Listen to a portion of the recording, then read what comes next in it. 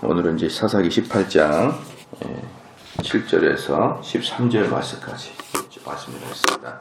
어제 말씀을 드렸던 그 6절 말씀에 보면은요, 그 제사장이 그들에게 이르되 평안히 가라, 너의 행하는 길은 여호와 앞에 있으니라, 이렇게 이제 얘기했다 그랬잖아요. 여기에서 정확하게 이 정탐꾼들이 듣고자 하는 소리를 다 그대로 한다는 거예요. 보통적으로 이제 자기들이 듣고자 하는 게 뭔지 알거든요. 찾아와서 이야기를 해보면은 이 사람이 무슨 말을 원하는지 알기 때문에 이렇게 이야기하는 거죠. 뭐라고 합니까? 제사장이 그들에게 이르되, 첫 번째 뭐냐면 평안히 가라, 이게 첫 번째죠. 평안히 가라, 이게 듣고 싶어도 첫 번째고, 두 번째는 뭐냐 그러면 너희 행하는 길은 여호와 앞에 있느니라, 이렇게 이야기를 두 개를 해줘요. 그러니까 하나는 뭡니까? 성공할 것이다. 두 번째는 여호와의 축복이 너에게 임할 것이다. 이렇게 이제 이 사람들이 무엇을 원하는지를 분명히 알고 그들에게 이렇게 얘기해 줍니다. 그런데 여기서 재밌는 게 뭐냐 그러면은 사실은 미가의 제사장에게 물을 때는 5절 말씀에 그들이 그에게 이르되, 청컨대 우리를 위하여 하나님께 물어보아서 우리의 행하는 길이 형통할지 우리에게 알게 하라. 그러면은 형통하다 안 하다라고 이렇게 이야기하면 되는데, 이 미가의 제사장은 여기서 이제 뭡니까? 5절에 하나님께 물어보아라 라고 할 때, 하나님이라는 것은 그냥 신이라는 뜻이에요. 신. 점을 치듯이 좀 물어봐 달라, 이런 식으로 얘기하는 거죠. 엘로힘이죠. 엘로힘, 신이라는 뜻인데, 그것을 굳이 미가의 제사장은 여호와라고 이름을 붙입니다. 그러니까 안 붙여도 됐거든요. 묻지도 않았잖아요. 사실 묻지도 않았는데 거기다 여호와라는 이름을 붙이는 것이죠. 왜 그럴까요? 나는 여호와하고 그렇게 통화하고 있다, 그렇게 서로 아주 긴밀한 관계다 라는 것을 이 사람들에게 보여주고자 함이었던 것이죠. 묻지도 않았는데 여호와라는 이름을 갖다 붙입니다. 자기는 여호와의 이름으로 이렇게 예언을 할 수 있는 그런 위치에 있는 자다라는 걸 보여주고 있는 것이죠.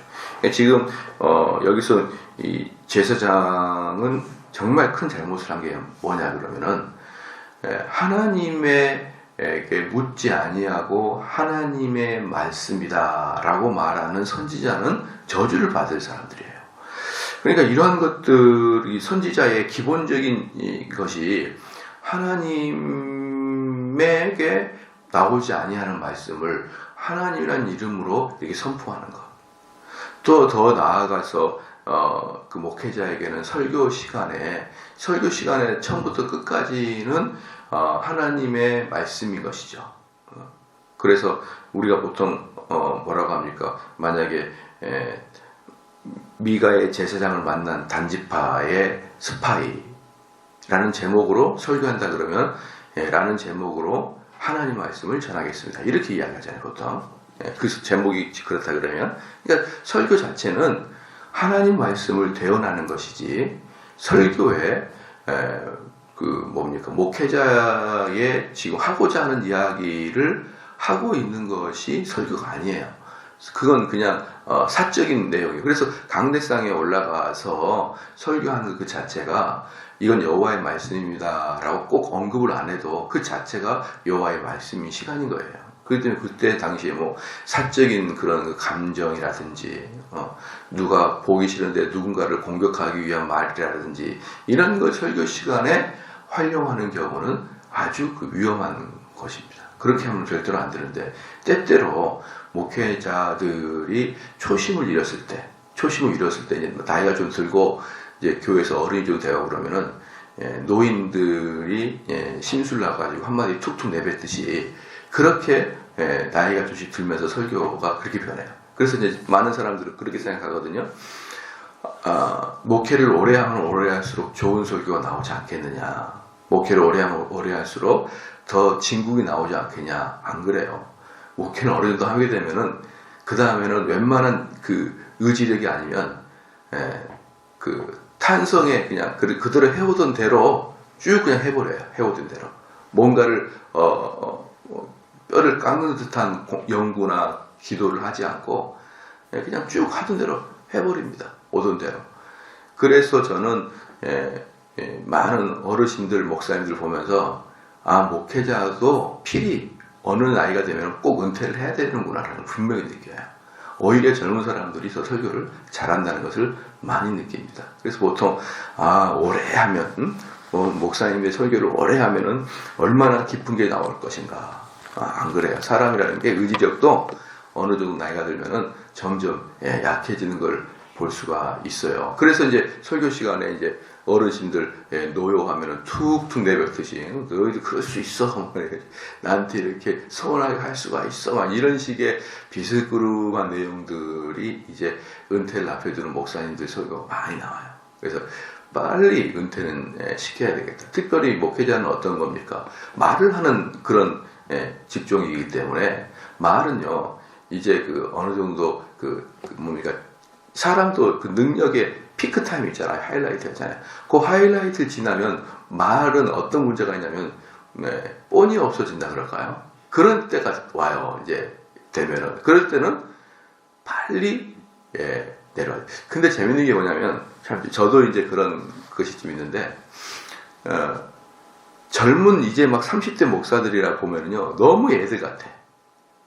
하는 행동도 그렇고 설교하는 내용도 그렇고.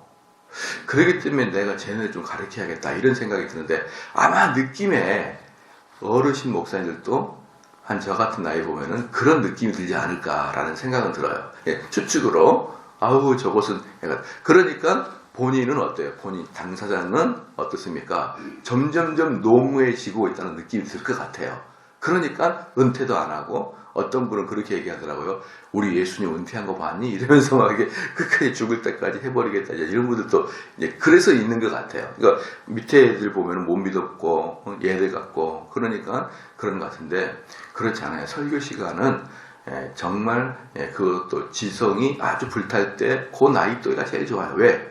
자기의 인생관을 이야기하는 게 아니고 자기의 감정을 하소연하는 것도 아니고 하나님 말씀을 연구해서 전파해야 되기 때문에 그러는 것입니다. 그래서 이 미가의 제사장은 하나님께 묻지도 않으면서 여호와가 이렇게 말씀하셨다라고 하여 선지자로서 가장 금지해야 돼요.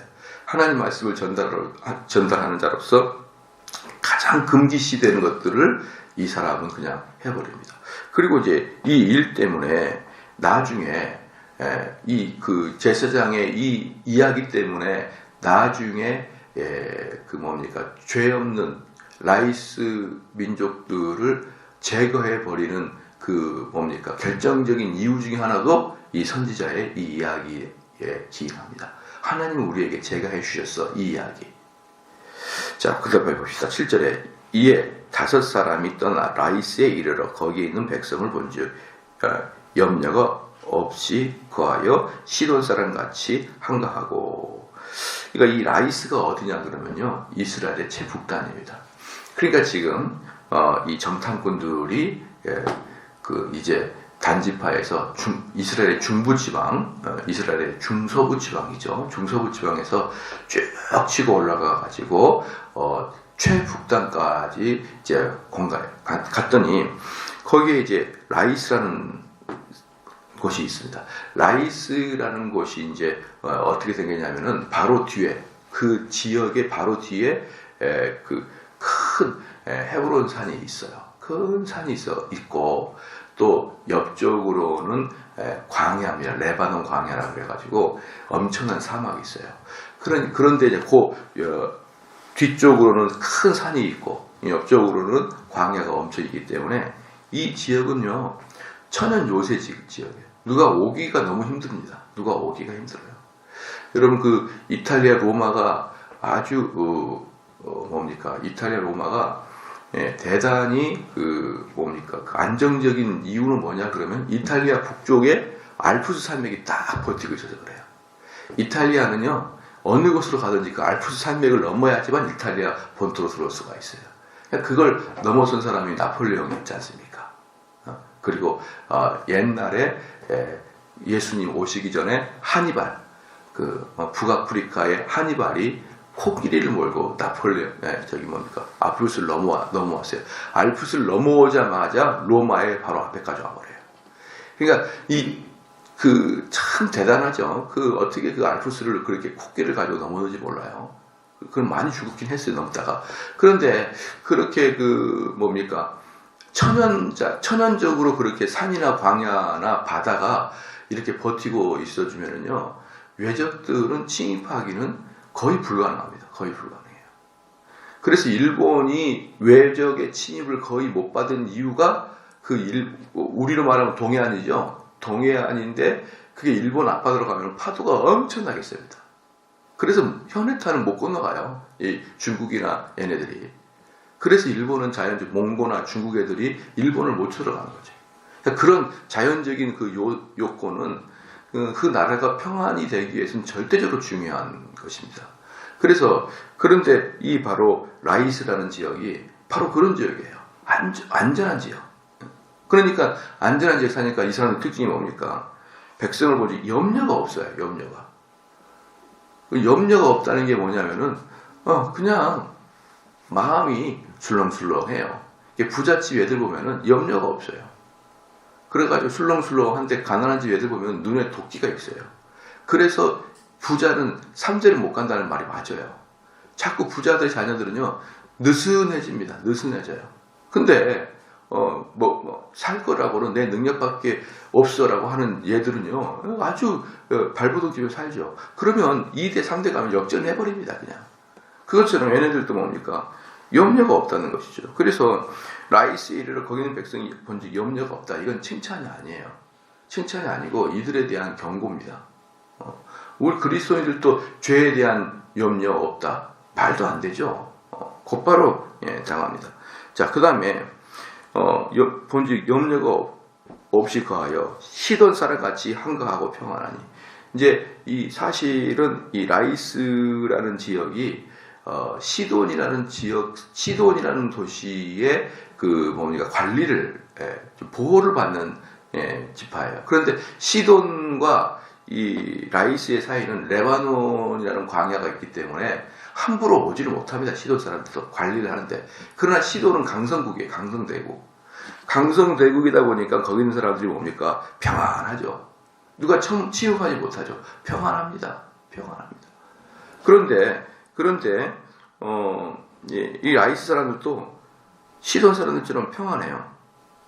그 땅에는 권세 잡은 자가 없어서 무슨 일이든지 괴롭게 함이 없고, 그 땅에는 누가 없느냐? 왕이 없습니다. 왕이 있으면, 권세자가 있으면은 왜 괴롭게 하냐 그러면요, 야, 성을 만들어라. 응? 성 만들자. 길 닦자.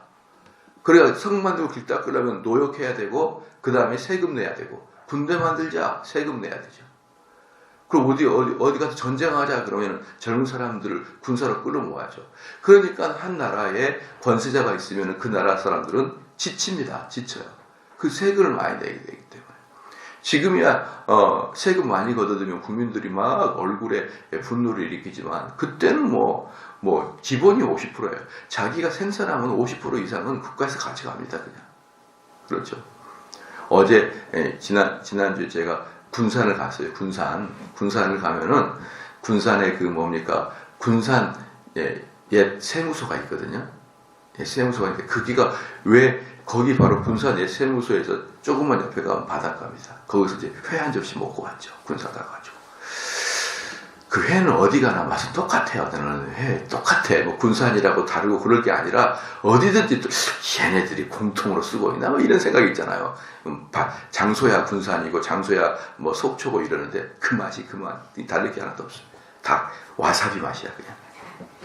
그래서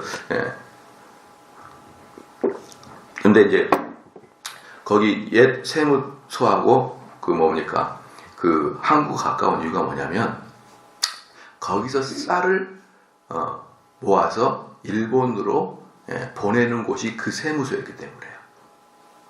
그 세관에서 쌀을 모아서, 그리고 그것을 곧바로 옆에 있는 항구에다가 배를 실어가지고 일본으로 가져갔습니다. 그것을 옛날 사람들은 공출이라 공출.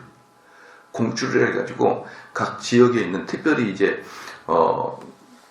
이 호남 지방이 부자예요. 호남 지방이 부자인 이유는 뭐냐 그러면은 큰 광야 같은 논들이 커서 그래요. 이 경상도 지방은 산들이 많고 호남 지방은 이게 평야가 많아요. 그래서 우리나라의 곡창 지역이 호남 지방이기 때문에 그 호남 지방의 중심이 군산인 거예요. 군산. 군산에다가 세관을 만들고 거기에서 사람들을 쌀을 모아다가 일본에다가 공출하는데 이제 제가 아버님한테 이제 아버지한테 설명을 해드렸죠. 여기가 바로 그 공출하는 핵심이고 여기에서 이렇게 일본으로 그냥 항구로 그냥 가서 일본으로 갔다니까 이제 아버지 어머니 이야기해 주는데 그 농사만 지면은 싹 다 걷어가 버린다. 싹 다. 일본 애들이 와가지고. 그런데 그 일본 애들한테 들키지 않으려고 땅 밑에다가 막 쌀을 숨기고 막 그런다는 거예요. 쌀을 숨겨놓고 어디 숨겨놓고 그래가지고 살았다. 근데 어떻게 귀신같이 알고 쌀을 탈 것 같았지 되면 다 일본에 들어가가지고 공출하는데 싹 부모님들의 표현하면 싹 다 가져갔다는 거예요. 싹 다. 그러니까 이건 50%가 아니고 그냥 닥치는 대로 그건 가져간 거예요. 닥치는 대로. 그러나 이렇게 특별한 이제 우리는 정복당하는 시기가 아닌 일반적인 시기에도요 고대에서는 50% 이상은 떼갑니다. 그 나라 공화정 우리나라 대한민국은 그 국가의 주인이 국민이다 이게 공화정이거든요. 국민이다라고 할 때 그게 왜 그러냐면 옛날에는 국가의 주인이 왕이었다는 거예요. 지금은 국가의 주인이 국민인데 옛날에는 국가의 주인이 왕이었어요. 그러니까 왕이 그냥 다 내 거야. 우리 땅, 이 대한민국은 다 내 거야. 너희들은 내 밑에서 그 벌어먹고 사는 종업원이야. 이런 뜻이에요. 그 왕정이라는 뜻이. 그러니까 왕이 자기가 그 루이 14세가 짐이고 국가요라고 하죠. 그것은 자부심을 나타내는 게 아니라 그냥 원래 그랬어요. 프랑스 시대도 짐이고 국가예요. 너희들 같은 애들은 뭐 하는 거예요? 어이구 너희들은 내가 밭이나 주고 논이나 줘가지고 열심히 해서 너희들 열심히 했으니까 내 땅에서 열심히 했으니까 반 가져가 반 나한테 주고 이게 세금의 생각이거든요. 그렇기 때문에 권세자가 있다 이런 뜻은 뭡니까? 아주 밑에 있는 사람들이 미친다는 뜻이에요. 아주 항상 꾸들어가고 뭐 데려가고 때리고 감옥에 가두고 말 안 들면 군사로 보내서 죽이고 이게 바로 권세자에 있는 그런데 그 권세자가 없을 때 한 가지 약점이 있어요. 뭡니까? 체계적인 군대를 만들지 못해서 외세에 대항할 수 없습니다. 여러분 이 권세자가 없으면 외세에 대항이 안 되는 거예요. 그러니까 지금 여기 라이스 사람들 어떻습니까? 아무도 자기들을 침입해 오지 않으니까 권세자 같은 것도 없어도 편안하게 살 수가 있습니다. 그러면 그래서 이런 말이 나오는 거죠. 그래서요, 아무리 나쁜 사람이라도 왕이 있는 게 없는 것보다 나은 거예요. 왕이 있는 게 없는 것보다 낫습니다. 자, 봅시다. 그 다음에 권세 잡은 자가 없어서 무슨 일이든지 괴롭게 함이 없고 시돈 사람과 상거가 몰며 아까도 말했지만 시돈 사람들이 뭡니까? 얘네들을 돌봐야 줘야 돼. 그런 강성 대국인데 상거가 멀어요. 왜? 레바논 광야가 중간에 엄청나게 있어가지고 왔다 갔다 하기에는 너무 멀다. 너무 고통스럽다. 그러니까 시돈 사람들의 관리에서도 멀리 떨어져 있었다. 그리고 아무 사람과도 상종하지 아니하리라. 그럼 뭡니까? 외교도 없어요. 외교도. 그 같이 연합군도 없는 것입니다. 같이 연대할 때도 없어요. 그러니까 자기들만 이렇게 잘 삽니다. 자기들만. 예, 대단히 큰 문제라는 것이죠. 자, 그들이 소라와 에스다롤에서 올라와서 그 형제에게 이르매 형제들이 그들에게 묻되 너희 보기에 어떠하느냐. 그러니까 실제로 말씀 보면은 라이스 사람들이 너무 좋아하죠. 너무 좋아하면은요, 사람들은 다 50보 100보입니다. 그래서 좋은 것은 다 좋아 보이고 나쁜 것은 다 나빠 보여요. 그래서 우리 주님이 말씀하셨던 황금률이라는 게 뭡니까? 내가 하고자 하는 것도 남이 하고자 하는 것이고, 그렇죠? 내가 당하고 싶지 않는 것은 남도 당하고 싶지 않는 거예요. 이게 황금률이에요. 그러니까 사람들의 눈에는요 다 비슷하게 보여요. 그렇기 때문에 저는 결혼할 사람들에게도 이렇게 얘기합니다. 지금은 너의 배우자가 되려고 하는 사람들의 매력이 나중에는 결혼할 때 힘들 수도 있다.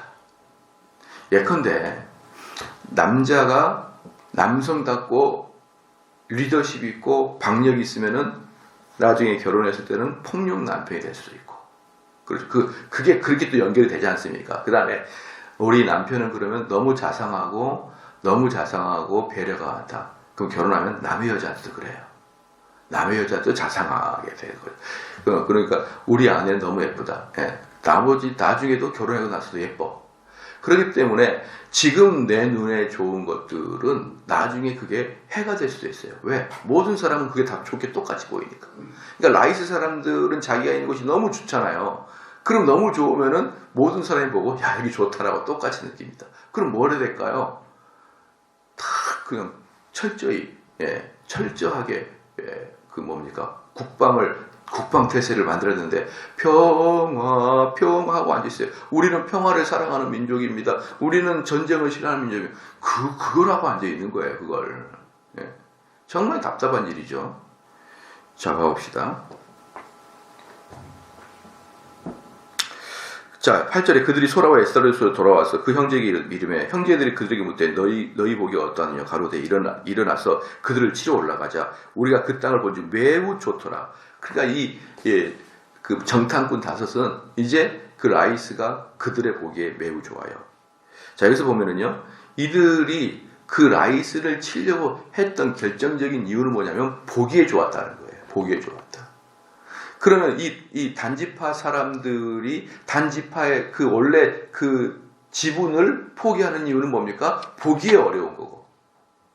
보기에 아모리 사람과 블레셋 사람들이 강성한 나라들이 있는 그 원래 단지파는 경험하기에 보기에 어렵고, 이 라이스는 보기에 좋고, 얘네들은 뭡니까? 기본적으로 하나님의 주신 사명에서 움직이는 게 아니고 눈에 보기에 좋은 대로 움직였던 사람들이 단지파입니다.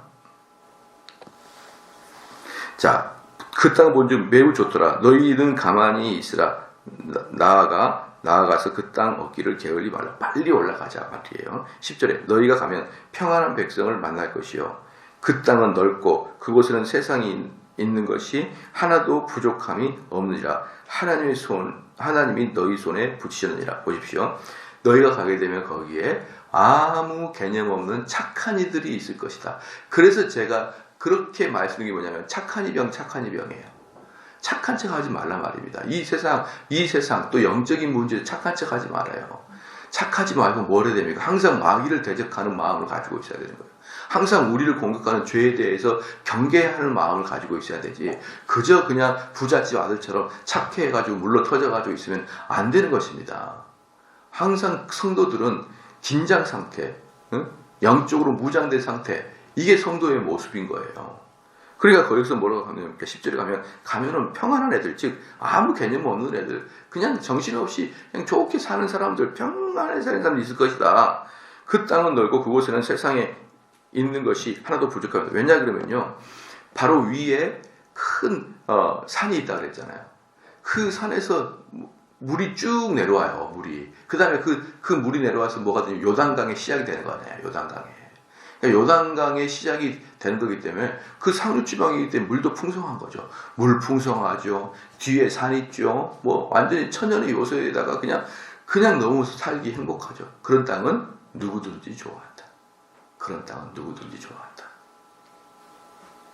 그렇죠. 그래서 그 다음에 넓은 곳에서 세상에 있는 것이 하나도 부족함이 없느니라. 하나님이 너희 손에 붙이셨으니라. 이게 바로 아까 제사장이 단지파 정탐꾼에게 이야기했던 내용이에요. 하나님이 너희에게 손을 주셨다. 그러니까 재밌는 게 뭐냐면 단지파 사람들은 이 레위 제사장에게 야 엘로힘에게 물어봐 달라 이렇게 얘기하니까 레위 제사장은 여호와가 너희에게 허락했다. 그리고 다시 단지파 사람들은 엘로힘이 우리에게 그 땅을 허락했다. 이렇게 또 보고하는 거예요. 엘로힘, 여호와, 엘로힘. 그러니까 이 당시에는 단지파라는 사람들은 여호와를 거의 생각지도 않고 있었다. 사실은 엘로힘, 이건 뭐라고 했습니까? 신이 우리에게 그렇게 말했다. 이거거든요. 그러니까 신이라는 아주 아주 뭡니까 통괄적인 것을 말하는 거예요. 신이 우리에게 말합니다. 여호와가 우리가 삼위일체 하나님을 말할 때 여호와가 그 여호와인데 얘네들은 벌써 여호와라는 그 하나님이 아니라 그냥 보편적인 사람이 말하고 있는 그 신을 이야기하고 있는 거예요. 그 신이 우리에게 허락했다. 그러면서 그 뭡니까 정탐꾼 5명이 완전히 이 단지파 사람들에게 쐐기를 박은 말이 신이 허락했다는 거예요. 신이 허락했다. 사람들은 갈까 말까 이렇게 망설이고 있는데 하나님이 허락했다. 하나님이 가라고 했다. 이 마지막 말에 단지파는 우르르이라 합니다. 그러니까 재밌는 게 뭐냐면 이 레위 이 제사장 이 사람의 한마디가 결국 뭐예요? 라이스 사람들을 전멸시킵니다. 그래서요, 참 사람들은 선의를 위해서 일을 할 수 있죠. 근데 그 선의의 일이 나중에는 아주 재앙으로 돌아올 수가 있어요. 재앙으로. 제가 예를 한번 들어볼게요. 여러분, 지금부터 한 10년 전에, 한 10몇 년 전에, 10년도 훨씬 넘었는데, 한 15년 전부터, 20년 전인가요? 그때부터 우리나라의 대형교회 몇몇 교회를 중심으로 북한 선교를 위해서 돈을 걷었던 거 혹시 기억납니까, 여러분? 혹시 동참해 보신 분? 내가 북한 선교에 내가 할 때 돈을 좀 헌금도 하고, 그래도 한번 손 들어 보실래요? 그때 대형교회 안 다니셨구나. 예. 그때 대형교회에서 많이 했어요. 그래서 그때 당시에 금액이 거의 500억 정도, 그때 한 20년 전인데 500억 정도를 모아가지고 북한 선교에다가 교회에서 대줬습니다. 그걸로 뭘 만들었냐면 평양과기대를 만들었어요. 평양과기대, 평양과학대. 거기서 핵폭탄 만들었어요. 우리 성도들이 모아준 돈으로 목사님들이 모아가지고 북한을 줘가지고 북한에서 그걸로 핵폭탄하고 만들었습니다. 그거 어떻게 됐을까요? 그거 북한 인민들 입에 들어가지 못했어요. 평양과학기술대학교 만들었습니다.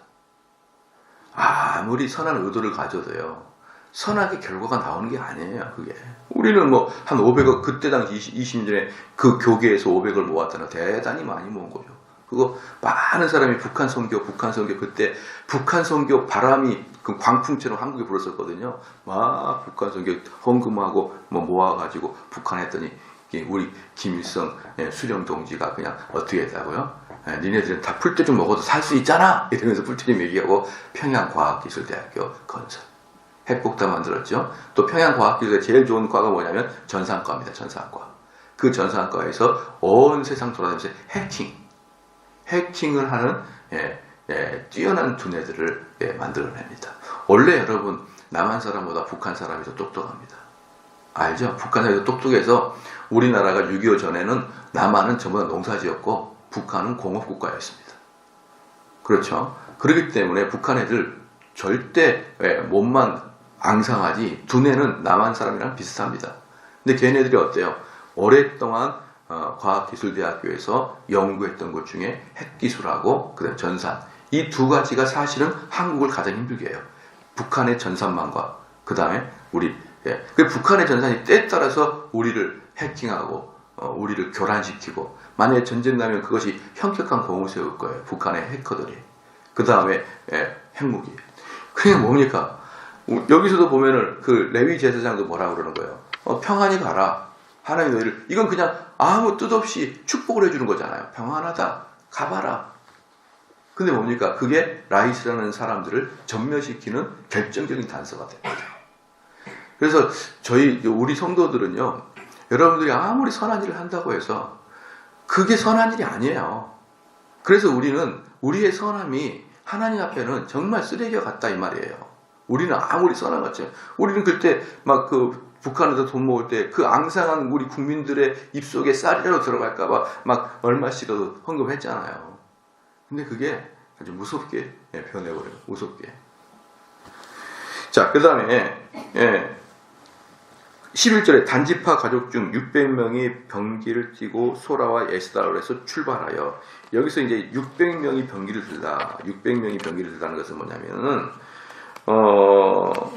군사가 600명이라는 것입니다. 군사가 600명이라는 것을 우리가 이제 본다 그러면은 그 계산법에 의하면은 그 군사가 600명이면은 군사랑 다 합쳐서 자기 가족들, 민족들 있잖아요. 단지파 전체는 한 3,000명 정도 된다. 3,000명.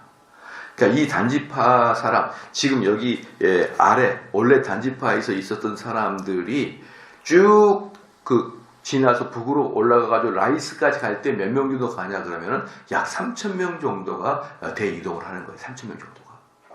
그런데 여기서 3,000명 정도가 대이동을 하는데 놀라운 것은 뭐냐 그러면은 이 그 민수기에 있었어요. 민수기라는 게 뭡니까? 사람들을 카운트하는 게 민수기잖아요. 그러니까 걔네들은 사람들을 카운트하는 게 민수기인데 민수기 1장 39절에 보면은요.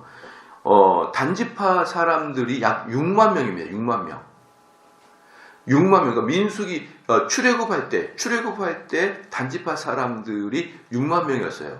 그런데 출애굽 이후에 그 가나안 정복 끝나고 그리고 한참 후에 이 사사기 시대가 한참 지나고 인원이 몇 명이냐면 3,000명이에요. 3,000명.